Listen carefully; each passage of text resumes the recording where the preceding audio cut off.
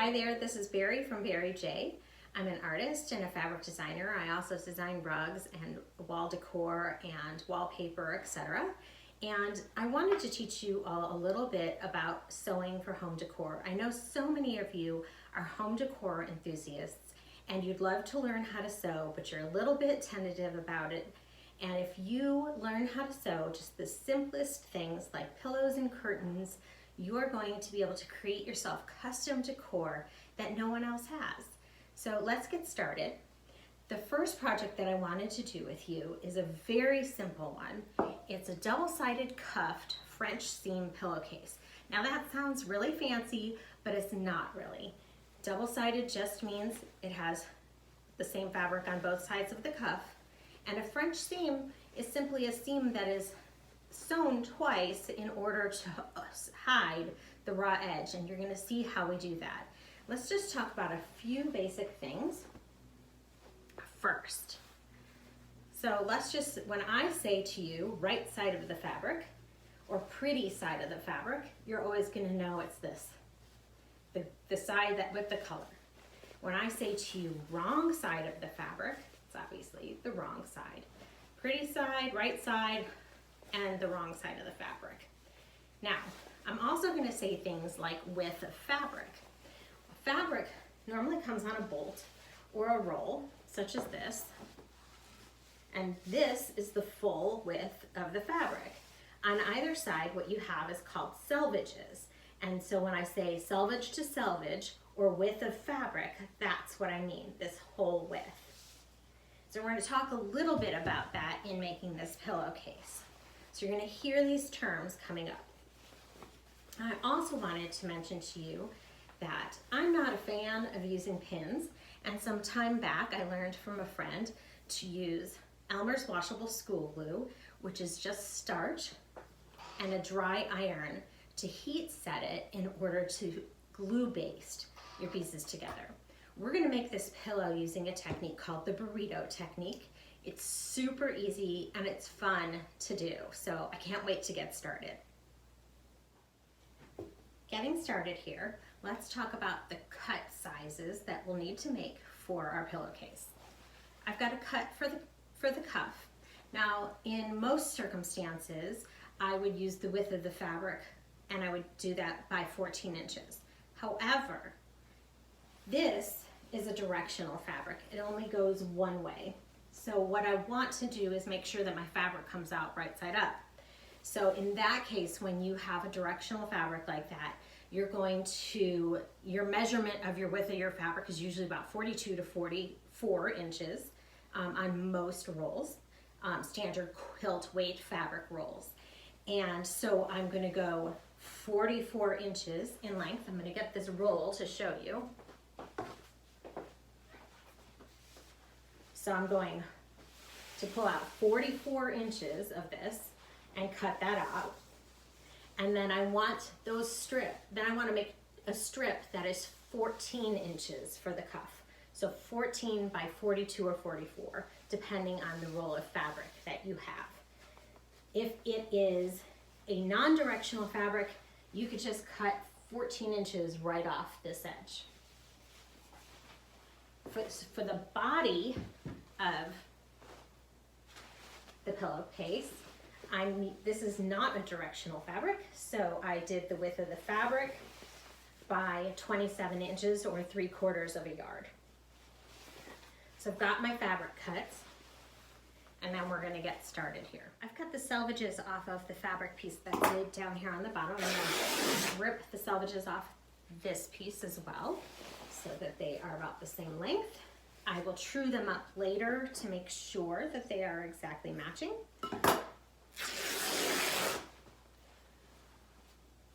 So we have that. So what I have here is I have my the cuff piece of fabric is on the table and it's pretty side up.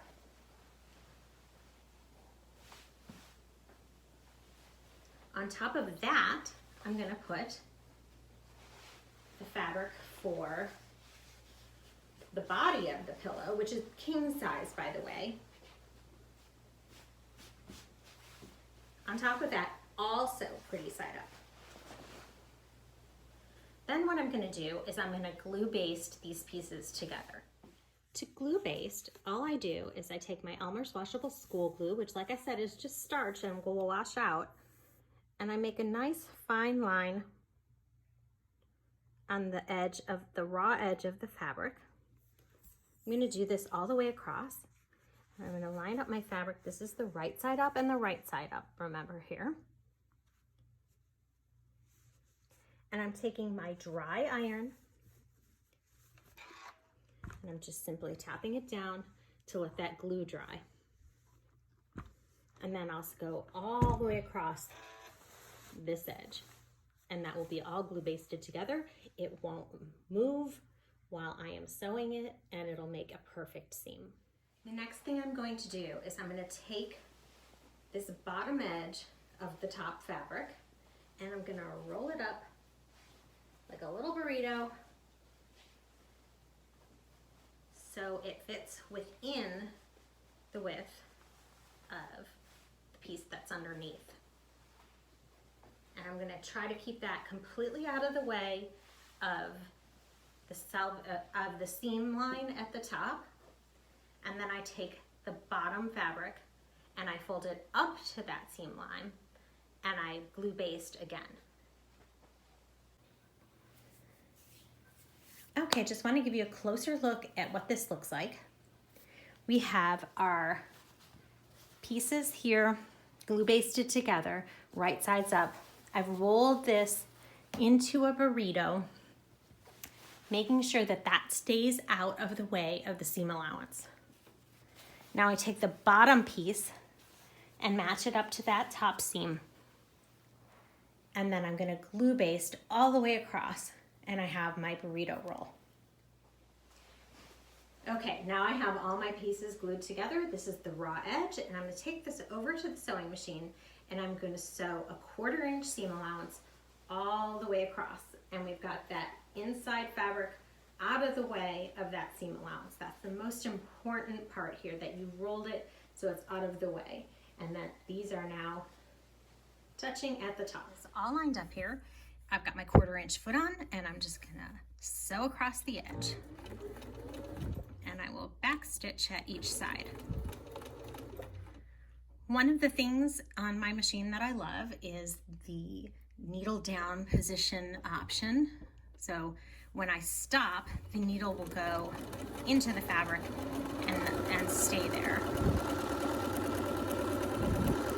Like that. That way my fabric doesn't slip. So if you're shopping for a sewing machine, that's a good thing to look for, is a machine that has a needle down position. Now that we've got those pieces sewn together, we are going to unwrap the burrito. We're going to take that inner fabric, we're going to turn this whole thing right side out.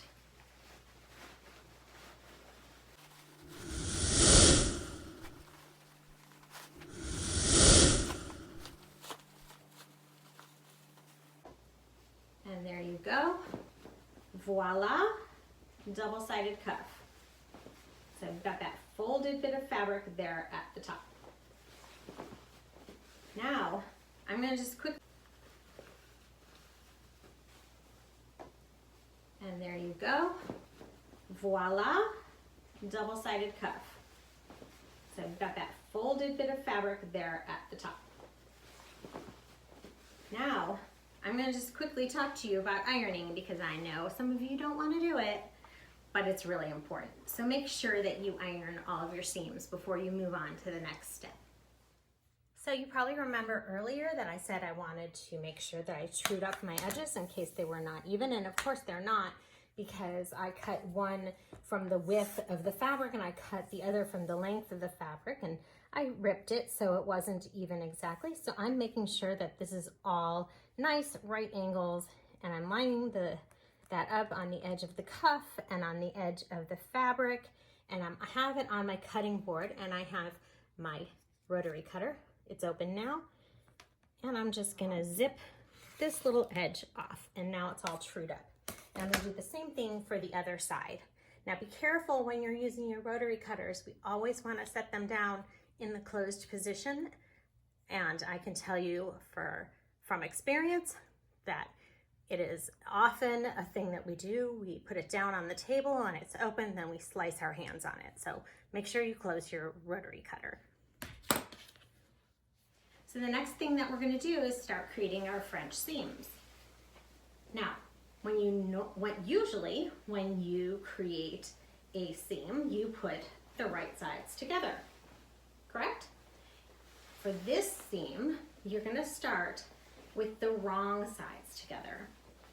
You could glue base this if you feel like it might slip at the machine, but I'm not too concerned about it. So I'm going to bring this straight over to the machine and I'm going to sew along this long edge using a scant 1/4 inch seam allowance. Now what does scant mean? It just means barely. So a barely 1/4 inch seam allowance. So one of the important things here is when you sew these pieces together, so you want to make sure that these cuffs match up. So I'm matching that up nicely, and I am going to stick a pin in that. And again, you see here, I have the wrong sides facing each other. And again, let's go with that scant 1/4 inch. So this is the edge of the foot is the 1/4 inch. So I'm going to go just a little bit inside of that. So it's just over the edge there. And I'm going to watch that, putting my needle down. I'm going to start her up, back stitch, and sew along the entire edge.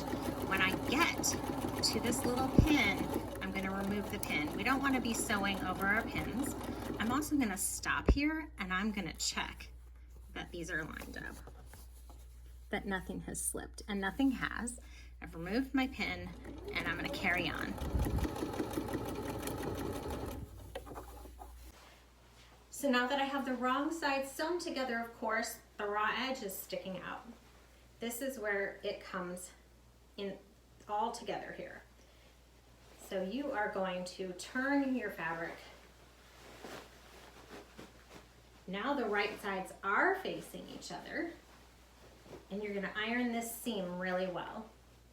Then you're going to go back to the sewing machine and you're going to sew a 1/2 inch seam allowance along that edge, and that's going to enclose that raw edge so you never see it, it never comes apart in the wash, and it is a beautiful pillow to last a long time. So here you go. I have sewn a 1/2 inch seam allowance all the way along, and that enclosed that raw edge. So now when I turn this inside right, no seam showing and no raw edge on the inside of the pillowcase. Now that I've enclosed that raw edge, I'm going to turn my pillowcase again so the wrong sides are facing. I'm going to repeat that whole process for the bottom edge. And I'm also going to make sure that I iron this before I do anything else. Before I get sewing, I want to mention that I also trued up the bottom edge of this pillowcase so that all these seams match. And now I'm going to take it to the sewing machine again with the wrong sides together. Do that scant 1/4 inch, turn it, and do the 1/2 inch seam allowance. Here we go, making that second French seam along the bottom edge, scant 1/4 inch. I've sewn that bottom edge. I have the raw edge on the outside, of course. Now I'm going to make those right sides face. I'm going to poke out those corners. I might use a pin if I need to get the corners all the way out.